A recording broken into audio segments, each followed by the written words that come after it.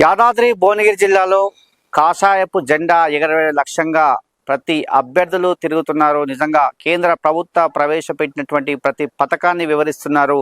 ఈసారి యంగ్ యువకులు నిలబడ్డారు. మొత్తం కూడా కాషాయపు జెండా వేరే లక్ష్యంగా పనిచేస్తున్నారు. చాలా సీనియర్ నాయకులు ముందుంచి వారిని పంపిస్తున్నటువంటి పరిస్థితి. ఎక్కడికి వెళ్ళినా కూడా ఈసారి బీజేపీ అభ్యర్థిని గెలిపిస్తామని చెప్పిన సందర్భం చూస్తున్నాం. భువనగిరి మున్సిపాలిటీ సంబంధించి 10వ వార్డు అభ్యర్థిగా ఉడత భాస్కర్ నిలబడుతున్నారు. బీజేపీ పార్టీ బలపరిచిన అభ్యర్థిగా. మరి 10వ వార్డును అభివృద్ధి పరుస్తా గతంలో ఈ సంక్షేమ పథకము కేంద్ర ప్రభుత్వం నుంచి వచ్చే పథకాలే ఇప్పుడు అమల్లోకి వస్తున్నాయి.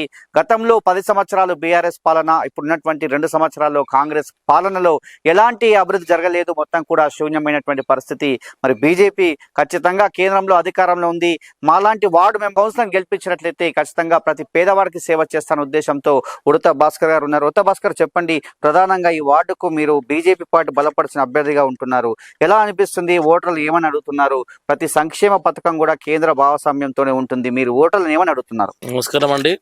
ముందుగా నా పేరు ఉడత భాస్కర్. పార్టీలో యువకుడిగా ఉన్నప్పటికీ టౌన్ సెక్రటరీగా, ఉపాధ్యక్షునిగా, ఇప్పుడు ప్రస్తుతం టౌన్ జనరల్ సెక్రటరీగా పనిచేస్తున్నాను. నా వర్క్ ను చూసి వాడకట్లో అబ్బాయి పనిచేయగలుగుతాడని అవకాశం ఇచ్చాను. పార్టీ అవకాశం ఫస్ట్ పార్టీకి ధన్యవాదాలు తెలియజేస్తూ, వాడకట్లో చాలా సమస్యలు ఉన్నాయి. ఆ సమస్యలు తీరవాలంటే స్థానికునికే అవకాశమైన సంకల్పంతో ప్రజలు ఉన్నారని విశ్వసిస్తున్నాను. ఆ విశ్వాసమే నన్ను ఓటర్ రూపంలో ఓటేసి నన్ను గెలిపిస్తానని ఆశిస్తూ, ముఖ్యంగా డ్రైనేజ్ సమస్య ఎక్కువ ఉంది వాళ్ళ కాలనీలో. దాంతో పాటు ఇక్కడ ఓపెన్ జిమ్ కావచ్చు, నిరుపయోగం ఉన్న షేడ్స్ కావచ్చు, అలాగే పార్కులు ఉన్నాయి. ఆ పార్కులు కూడా నిరుపయోగంగా ఉన్నాయి. వాటన్నింటినీ మరమ్మతులు చేపించి ప్రజలకు అందుబాటులో తెస్తామనే సంకల్పంతో, ఇంకో దాంతో పాటు ఇక్కడ వృద్ధులు కూడా ఎక్కువనే ఉన్నారు. ఎందుకంటే ఉన్న పిల్లలందరూ హైదరాబాద్ లో సెటిల్ అవ్వడం వల్ల వృద్ధులకు చాలా కష్టంగా ఉంది.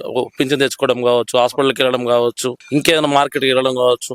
సిటీకి కొంచెం దూరం వల్ల ఆటో కిరాయి పోయి రావడం 80 రూపాయలు అవుతుంది. సో దానివల్ల మనం ఏమంటున్నాం అంటే, ఇక్కడికే బస్తీ దవాఖానా కావచ్చు, లేదా నెలకు ఒకసారి గవర్నమెంట్ క్యాంప్ కావచ్చు, అలాగే పింఛన్స్ ఉన్నాయి, ఉద్దంత పిచ్చుల కోసం ఇక్కడికే మినీ పోస్ట్ ఆఫీస్ తేవాలనే సంకల్పంతో మేమున్నాం. ఏమంటుందంటే, నువ్వు ఇంటింటికి వెళ్ళినప్పుడు గతంలో 10 సంవత్సరాలు బీఆర్ఎస్ పార్టీ అధికారంలో ఉంది, ఈ 2 సంవత్సరాలు కాంగ్రెస్ ప్రభుత్వం అధికారంలోకి వచ్చింది. మరి వీళ్ళంతా కూడా ఇలాంటి పనులు, ఈ హౌసింగ్ బోర్డుకు సంబంధించి 10వ వార్డుకు సంబంధించి ఏ పనులు చేయలేదా? ఇప్పుడు మీరు వెళ్తున్న సందర్భంలో ఇన్ని సమస్యలు మీకు చెప్తున్నారు కదా, ప్రధానంగా ఆ సమస్యలు మీరు పరిష్కరిస్తారా? గతంలో చేసిన ప్రభుత్వాలు కావచ్చు, అధికారులు కావచ్చు, డ్రైనేజ్ సమస్య తీరవడానికి కోసం పైప్ లైన్ వేసినప్పటికీ అది చాలా చిన్న పైప్ లైన్ వేశారు.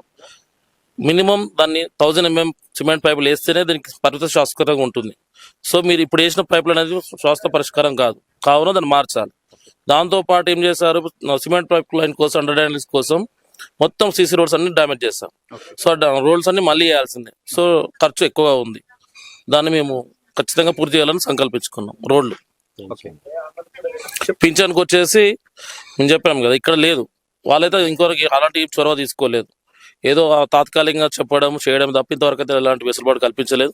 దాన్ని 100% మేము చేయడం సంకల్పించాం. అంటే చూస్తున్నాం భాస్కర్ గారు, యువకులు చాలా కీలకము. ఇప్పుడున్నటువంటి సందర్భంలో యువకులంతా కూడా చెడు మార్గం పడుతున్నారు, డ్రగ్స్కు బానిస అవుతున్నారు, మద్యానికి బానిస అవుతున్నారు. మరి యువతుల కోసం మీరు ఎలాంటి కార్యక్రమాలు 10వ వార్డులో తీసుకుంటారు?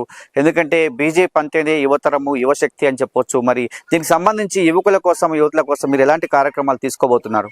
మీరు చెప్పినట్టు డ్రగ్స్ కొంచెం వాడకము ఎక్కువ ఉందని నాకు కూడా విన్నాను తప్ప నేను చూడలేదు. మరి దానికోసం మనం కాలనీ మొత్తం సీసీ కెమెరాలు ఏర్పాటు చేస్తాం. ఎక్కడైతే ఇలాంటి అసహ్యం కార్యక్రమాలు జరుగుతున్నాయో వాటిని నిర్మూలించడం కోసం సీసీ కెమెరాలు ఏర్పాటు చేసుకున్నాం. వాటిలో కొంచెం లోపాలు ఉన్నప్పటికీ దాన్ని సవరించుకుంటూ పోతున్నాం. దాన్ని ఖచ్చితంగా అలాంటి సాంఘిక కార్యక్రమాలు జరగకుండా ఇక్కడే కంప్యూటర్ సెంటర్ కానీ, గ్రంథాలయం కానీ, యువకుల కోసం క్రీడా ప్రాంగణం కానీ ఏర్పాటు చేయడం వల్ల కొంచెం ఈ వ్యసనాలకు దూరంగా ఉంటారని మేము ఆలోచన చేస్తున్నాం.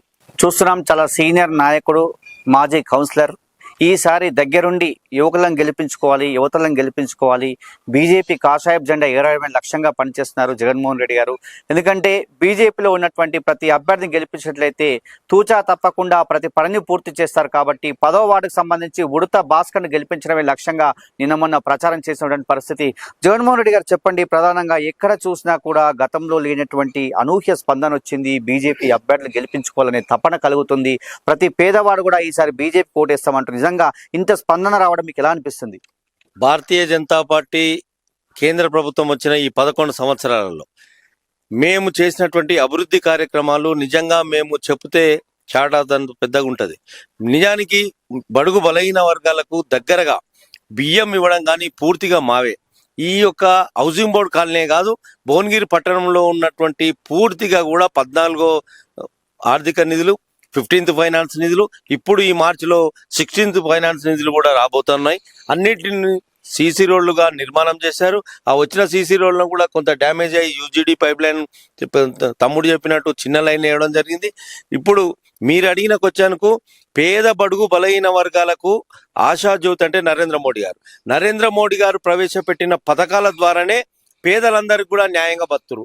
నిజంగా 5 లక్షల ఆయుష్మాన్ భారత్ అనే ఒక స్కీమ్ లో నిజానికి 5 లక్షల వరకు యశోద హాస్పిటల్కో, కామినేని హాస్పిటల్కో, కేర్ హాస్పిటల్కో, ఏ ప్రైవేట్ హాస్పిటల్కి అయినా 5 లక్షల వరకు ఆ యొక్క పేషెంట్ కు ఫ్రీగా ఆ యొక్క స్కీమ్ కింద చేసే అవకాశం ఉంది. కానీ ఈ రాష్ట్ర ప్రభుత్వాలు దాన్ని అమలు చేయలేకపోవడం కారణంగా పేదలకు అది అందుతలేదు. ఈ స్ట్రీట్ లైట్లు మాయే, బియ్యం మాయే, సీసీ రోడ్లు మాయే, శ్మశాన వాటికలు మాయే. అన్ని పథకాలు కూడా కేంద్ర ప్రభుత్వం పథకాలు ప్రవేశపెట్టిన పథకాలు మాత్రమే రాష్ట్ర ప్రభుత్వం చేస్తూ ఉంది. కానీ రాష్ట్ర ప్రభుత్వం దగ్గర ఒక గిల్లి ఒక్క పైసా కూడా లేదు. నా కడుపు కోసినా పైసలు లేవని రేవంత్ రెడ్డి చెప్తున్నాడు.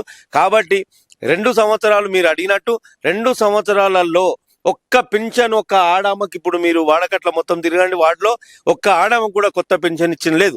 గతంలో టీఆర్ఎస్ ఉన్న ప్రభుత్వంలో కూడా 3 సంవత్సరాలు కొత్తగా ఇచ్చారు. ఆ తర్వాత 2 సంవత్సరాలు వాళ్ళు బంద్ చేశారు. ఈ ఎలక్షన్లు అయిపోయి కూడా పీరియడ్ అయిపోయి కూడా 2 years అయింది. 2 years తర్వాత ఇప్పుడు ఎలక్షన్లు పెట్టారు. ఈ 4 సంవత్సరాల నుంచి కూడా ఒక్క కొత్త పెన్షన్ రాలేదు. 4,000 ఇస్తానన్నాడు రేవంత్ రెడ్డి. పెన్షన్ 2,000 4,000 చేస్తాడు, ఇయ్యలేదు. కంప్యూటర్లు ఇస్తాడు, ఇయ్యలేదు. ఆడపిల్లలు బైకులు ఇస్తాడు, ఇవ్వలేదు. ₹1,00,000 బంగారం ఇస్తాడు, ఇవ్వలేదు. తులం బంగారం అన్నాడు, ఇవ్వలేదు. ఏదైనా అమలు చేయలేదు. ఈ 10వ వార్డులో ఉన్నటువంటి ప్రధాన సమస్య 12 లక్షలతోటి నేను కౌన్సిలర్ ఉన్నప్పుడు 2018లో ఈ ఓపెన్ జిమ్ ఏర్పాటు చేసినాం. పూర్తిగా అస్తవ్యస్తమైంది, మీరు చూడాలి ఇప్పుడు ప్రెస్ వాళ్ళు. అది మొత్తం కూడా రిపేర్ చేయాలని గతంలో ఎన్నోసార్లు చెప్పినా కూడా ఈ రోజు వరకు ప్రజాప్రతినిధులు కానీ ఈ అధికారులు కానీ పట్టించుకోవడం కారణంగా అక్కడ అసాంఘిక కార్యక్రమాలు, పిల్లలందరూ కూర్చొని మీరు అన్నట్టు డ్రగ్స్ తీసుకోవడము, మందు తాగడం చేస్తా ఉన్నారు. ఇక్కడ ఉన్నటువంటి మాధవరెడ్డి సాబ్ ఏర్పాటు చేసినటువంటి 32 సంవత్సరాల కింద ఏర్పాటు చేసిన ఓపెన్ షెడ్యూల్ ఉన్నాయి లాస్ట్ చివరిగా. వాటిలో మేమేమనుకుంటున్నామంటే, మమ్మల్ని గెలిపిస్తే అక్కడ పిల్లలకు ఇండోర్ స్టేడియం లాగా ఏర్పాటు చేసి, ఇంకో షెడ్లో మేమందరికీ స్కిల్ డెవలప్మెంట్ ప్రోగ్రామ్, కుట్టు శిక్షణ, ఆడవాళ్ళకంతా కుట్టు శిక్షణ నేర్పిస్తాం, ఈ యొక్క కంప్యూటరైజ్డ్ నేర్పిస్తాం. అదే రకంగా లోపల చేసుకున్నటువంటి టెన్నిస్ ఆడటానికి కానీ, ఈ యొక్క షటిల్ ఆడటానికి కానీ ఇండోర్ స్టేడియం కూడా అందులో ఏర్పాటు చేస్తాం. వృద్ధులు పెన్షన్ మా యొక్క రిటైర్డ్ ఎంప్లాయీస్ చాలా మంది ఉన్నారు హౌసింగ్ బోర్డ్ కాలనీలో. రిటైర్డ్ ఎంప్లాయీస్ కూర్చొని వాళ్ళు కూడా ఒక క్యారమ్ బోర్డ్ ఆడుతందుకు, చెస్ ఆడుతందుకు, ఒక ముచ్చట మాట్లాడుతందుకు హాల్ లెక్క కట్టి చాలా మీటింగ్ పెట్టుకుంటందుకు కూడా మేము ప్రయత్నం చేయాలని. గత ప్రభుత్వంలో బీఆర్ఎస్ ప్రభుత్వంలో ఏమి చేయలేదు. కాంగ్రెస్ ప్రభుత్వం వచ్చి 2 ఏళ్ల కాలంలో మా సంక్షేమ పథకాలే, కేంద్ర ప్రభుత్వ సంక్షేమ పథకాలే అమలు చేస్తున్నారు. కానీ మమ్మల్ని మొత్తం కూడా నయవంచనకు గురి చేస్తున్నారు. మరి ఇప్పుడున్నటువంటి 420 హామీలు వచ్చినటువంటి కాంగ్రెస్ ప్రభుత్వం ఈ 2 ఏళ్ల కాలంలో ఈ 10వ వార్డుకు ఒక్క పని కూడా చేయలేదా? ఈ 10వ వార్డులో చేసినటువంటి పనులు ఒకటే ఒక పని. వాళ్ళు అధికారంలో ఉన్నటువంటి 5 సంవత్సరాల కాంగ్రెస్ ప్రభుత్వం ఉన్న 5 సంవత్సరాల కౌన్సిలర్ గా ఉన్న 5 సంవత్సరాలలో చేసింది ఒకటి. నేను కౌన్సిలర్ ఉన్నప్పుడు ప్రవేశపెట్టినప్పుడు పైసలు వచ్చిన పైసలే మళ్ళీ రిటర్న్ అయినాయి. అవే పైసలు యూజీడీ ద్వారా వచ్చినాయి. గత ప్రభుత్వంలో శాంక్షన్ అయిన పైసలే అవి కొన్ని స్టేట్ గా చేయడము, క్రాస్ తీసుకోవడము, కొంచెము టెక్నికల్ ఇష్యూస్ ఉండి ఆగిపోయినాయి. గత ప్రభుత్వంలో వచ్చిన నిధుల ద్వారానే ఈ యూజీడీ పైప్ లైన్ కొంత మార్గం చేసిన మాట వాస్తవమే. కానీ మేము కాదంటే దాన్ని కూడా చాలా గల్లీలలో పెండింగ్లు ఉన్నాయి. వాటన్నిటి కూడా చేయవలసిన అవసరం ఉంది. 1982లో ఈ కాలనీ ఏర్పడ్డప్పుడు ఇక్కడ ఈ సెప్టిక్ ట్యాంక్ అనేది ఒక 3000 గజాలలో కట్టారు. అక్కడ ఉన్నటువంటి వాసులందరూ కూడా ఆ వాసనకు బాగా ఇబ్బందులు పడుతున్నారు. ఇప్పుడు ఈ డ్రైనేజ్ వ్యవస్థను అందరూ సైడ్ లైన్ వెళ్ళిపోయిన తర్వాత ఆ 3000 గజాలని కూడా అక్కడ ఉన్నటువంటి ప్రజలకు అభిష్టానం మేరకు ప్రజలు ఏదైతే కోరుకుంటారో దాంట్లో కూడా మేము మంచి బిల్డింగ్ కానీ, మంచి ఆట వస్తువులు కానీ ఓపెన్ గా ప్రజలు ఏది కోరుకుంటే అది అందుబాటులో తీసుకొస్తామని మేము కోరుకుంటున్నాం. మీరు ఎన్నో చెప్తున్నారు, అయినప్పటికీ ఇక్కడ ఉన్నటువంటి 10వ వార్డే కాకుండా భువనగిరి మున్సిపాలిటీకి సంబంధించి పేద బడుగు బలహీన వర్గాల కోసము మీరు ఎలాంటి అస్త్రాలు ఉపయోగిస్తున్నారు? వారికి సహాయం చేయడం కోసము, మీ అభ్యర్థిని గెలిపించడం కోసము ఎలాంటి ముందుకెళ్తున్నారు? మీరే చెప్తున్నారు కేంద్ర ప్రభుత్వ పథకాలు చెప్పుకుంటూ పోతే ఎన్నే ఉన్నాయి, ఆ పథకాలు తప్ప ఇప్పుడు చేసేది ఏం లేదు, శూన్యం అంటారు కదా. ప్రధానంగా మీ అభ్యర్థిని గెలిపించుకోవాలంటే ప్రధానంగా పేద బడుగు బలహీన వర్గాల కోసం ఎలాంటి కార్యక్రమాలు తీసుకోబోతున్నారు? మేము 1300 కోట్లతోటి దగ్గరలోనే ఎయిమ్స్ హాస్పిటల్ నిర్మాణం చేసినాం. ఏప్రిల్లో పూర్తి స్థాయిలో అందుబాటులో వస్తున్నది. ఇక్కడ గుట్టని కూడా పర్యాటక ప్రాంతం తీసుకురావాలని 70 కోట్లు శాంక్షన్ చేసి మేము లిఫ్ట్ ద్వారా పైకి ఎక్కడానికి కూడా మార్గం సుగమనం చేసినాం. అలాగే మా అభ్యర్థి ఉడత భాస్కర్ తో పాటు భువనగిరి పట్టణంలో మెజార్టీ స్థానాలు మేము గెలిచి ఈ యొక్క గుట్ట మీద కాషాయ జెండాను ఎగరవేయబోతున్నాం. ముఖ్యంగా మీరు అన్నట్టు బడుగు బలహీన వర్గాలకు మేము అండగా నిలబడతాం. మేము అండగా ఉండి ఇక్కడ ఉన్నటువంటి ముఖ్యంగా మీకు చెప్పవలసింది ఏంటంటే 5 లక్షల ఇందిరమ్మ ఇండ్లు ఇస్తానన్న ఈ ప్రభుత్వంలో ప్రధానమంత్రి ఆవాస్ యోజన అని 11 సంవత్సరాల నుంచి అమలు చేస్తున్నారు. దాన్ని 3 లక్షల రూపాయలు మాయే కేంద్ర ప్రభుత్వమే, 2 లక్షలు రాష్ట్ర ప్రభుత్వం కలిపి 5 లక్షలు ఇస్తుంది. కానీ నరేంద్ర మోడీ పేరు ఎక్కడ అక్కడ వాడుకుంటలేరు. బియ్యం మొత్తం మాదే, నరేంద్ర మోడీ ఫోటో పెడతలేరు. కాబట్టి ఇట్లా పథకాలన్నీ కూడా కింది స్థాయిలో పేదలకు అందేటట్టు మేము ప్రయత్నం చేస్తామని, భువనగిరి పట్టణంలో ప్రశాంతమైన వాతావరణము మంచిగా అందంగా తీర్చిదిద్దామని ఈ సందర్భంగా తెలియజేస్తున్నాం. ఈ యొక్క హౌసింగ్ బోర్డ్ కాలనీలో 26వ వార్డు వస్తుంది, 10వ వార్డు వస్తుంది. ఈ కాలనీకి సంబంధించినది కాదు. నేను ప్రధానంగా మా యువమోర్చా నాయకులకు గతంలో కూడా నేను విన్నవించుకున్నాను. నేను ప్రధాన కార్యదర్శిగా, జిల్లా ప్రధాన కార్యదర్శి ఉన్నప్పుడు ఈ ఇండస్ట్రియల్ ఏరియాలో ఉన్నటువంటి తొక్కపురంలే కావచ్చు, బీబీనగర్లే కావచ్చు, కొండమండలంలో కావచ్చు, దాదాపు 100 ఫ్యాక్టరీలు ఉన్నాయి భువనగిరి డాల్ఫిన్ వెనుక కూడా. కానీ మన వాళ్ళందరికీ కూడా ఈ శిక్షణ ఇప్పించి వాళ్ళందరికీ కూడా లోకల్లో ఉన్నటువంటి బీహార్ నుంచి, ఉత్తరప్రదేశ్ నుంచి, లక్నో నుంచి, గుజరాత్ నుంచి తీసుకొచ్చి అక్కడ ఉద్యోగులుగా పెట్టుకుంటున్నారు. కానీ ఆ ఫ్యాక్టరీలలో అందరితోటి ఒకరోజు మేము స్కిల్ డెవలప్మెంట్ మీకు ఎట్లయితే అవసరం ఉన్నదో వాళ్ళందరికీ ట్రైనింగ్ ఇప్పించి ఆ ఫ్యాక్టరీలలో కూడా మేము ఉద్యోగము ఇప్పించే ప్రయత్నం చేస్తాం. మా యొక్క ఉన్నటువంటి 2 కేంద్ర మంత్రులు కిషన్ రెడ్డి, సంజయ్ అన్న గారి ద్వారా ప్రత్యేకమైనటువంటి నిధులు ఈ 10వ వార్డు కానీ భువనగిరి పట్టణానికి కేటాయించి పెద్ద ఎత్తున పేదలకు, బడుగు బలహీన వర్గాలకు మేము అండగా ఉంటామని తెలియజేస్తాను. ఈ యొక్క ప్రాంతంలో ఉన్నటువంటి చాలా మంది మహిళలు కూడా మమ్మల్ని కోరేది ఏంటంటే, తిరుమల తిరుపతి దేవస్థానంలో గతంలో కూడా అప్రోచ్ అయ్యి మంచి వెంకటేశ్వర స్వామి టెంపుల్ కట్టేయాలని వాళ్ళకి అప్రోచ్ చేసినాం.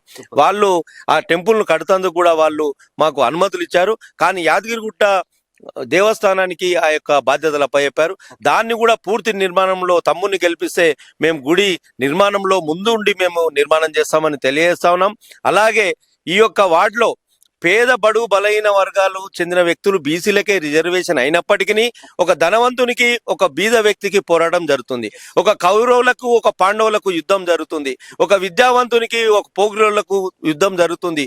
ఒక ప్రశాంతమైన వాతావరణంలో కష్టపడి తిరిగే వ్యక్తి మధ్యలో పైసలు ఉన్నాయి, 100 కోట్లు పెడతామన్న వ్యక్తి మధ్యలో పోటీ జరుగుతుంది. కాబట్టి దయచేసి మిత్రుల 10వ వార్డు ప్రజలారా మీకు చేతులెత్తి దండం పెట్టి కోరేది ఒకటే, పేద బడుగు బలహీన వర్గాల్లో కడుపు కోత తెలిసిన ఒక విద్యార్థిగా, ఒక విద్యావంతునిగా, ఒక అందరిలో కలిసి తిరిగే ఒక వ్యక్తిగా మీరందరూ కూడా ఎన్నుకోవాల్సిందిగా, పేదవానికి కూడా మీరు అధికారం ఇవ్వాలి, పేదవాన్ని కూడా మున్సిపల్లో కౌన్సిలర్గా ఎన్నుకోవాలి, ధనవంతులకే రాజ్యం కట్టబెట్టొద్దని నేను చేతులెత్తి జోడించి 10వ వార్డు ప్రజలకు కోరుతా ఉన్నాను.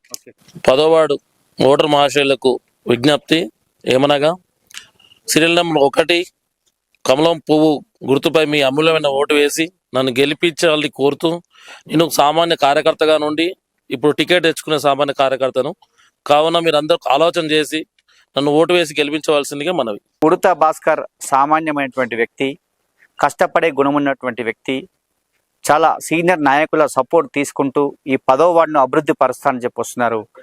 ధనిక కుటుంబంలో పుట్టినటువంటి వ్యక్తులు పోటీ పడుతున్నారు. మరి వారు ధనార్జన ధ్యేయంగా పనిచేస్తున్నారు ఇక్కడ. కానీ నేను ఒక సామాన్య మానవునిగా మీ దగ్గరికి వస్తున్నాను. ప్రతి ఇంటికి వెళ్తున్నాను, ప్రతి ఇల్లు తడుతున్నాను, ప్రతి పేద బడుగు బలహీన వర్గాల కోసము ఒక ప్రణాళిక సిద్ధం చేసుకుంటున్నాను. మా సీనియర్ నాయకులతో కలిపి ప్రతి పేదింటికి నేను సహాయం చేస్తాను. ఇక్కడ ఉన్నటువంటి వార్డుకు సంబంధించి ప్రతి పనులు చేసి చూపిస్తాను. గతంలో ఎంతో మందికి అవకాశం ఇచ్చారు. ఈ యొక్క అవకాశం కనుక నాకు ఇచ్చినట్లయితే ఈ 10వ వార్డును అద్భుత వార్డుగా తీర్చిదిద్దుతాను. అదేవిధంగా ఈ హౌసింగ్ బోర్డుకు సంబంధించి ప్రతి సమస్యను పరిష్కారం చేస్తాను. యువకులకే కావచ్చు, యువతులకే కావచ్చు, పేద బడుగు బలహీన వర్గాలకు సంబంధించి ప్రతి జాతికి కూడా న్యాయం చేస్తాను. కుల మత భేదం లేకుండా ప్రతి ఒక్కరికి సహాయపడతాను. కేంద్ర ప్రభుత్వం అధికారంలో ఉంది. ఖచ్చితంగా మా ఉన్నటువంటి అగ్రనాయకులతో కొట్లాడైనా ఈ 10వ వార్డుకు సంబంధించి ప్రతి పనిని చేసి చూపిస్తానని చెప్పి ఉడత భాస్కర్ చెప్తున్నారు. అతనితో పాటు చాలా సీనియర్ నాయకుడు జగన్మోహన్ రెడ్డి గారు కూడా తన భుజ స్కంధాలపైన వేసుకొని ఖచ్చితంగా ఉడత భాస్కర్ ఒక పేదింటి వాడిని గెలిపించినట్లయితే నేను కూడా అతనికి సహాయపడుతూ ఖచ్చితంగా ఈ వార్డుకు అభివృద్ధి పరుస్తాము. మేము ఎలాంటి ఆశ పడి ఇక్కడికి రాలేదు, ప్రజలకు సేవ చేద్దామని వచ్చాను. కాబట్టి బీజేపీలో ఉన్నటువంటి యువకుడిని గెలిపించానని చెప్పి జగన్మోహన్ రెడ్డి గారు చెప్పడం జరుగుతుంది. మొత్తానికి హౌసింగ్ బోర్డు 10వ వార్డులో మొత్తం కూడా ఒక ఎన్నికల వారి వేడి అనేది బాగా వాతావరణం వేడెక్కిందని చెప్పవచ్చు. ఉడత భాస్కర్ సంబంధించి బీజేపీ కమలం పువ్వు గుర్తుపై ఓటేసి గెలిపించాలని చెప్పి వాళ్ళు కోరుతున్నారు. ఇక్కడ కెమెరా అరుణ్తో శరత్, యాదాద్రి భువనగిరి జిల్లా భువనగిరి మున్సిపాలిటీ 10వ వార్డు.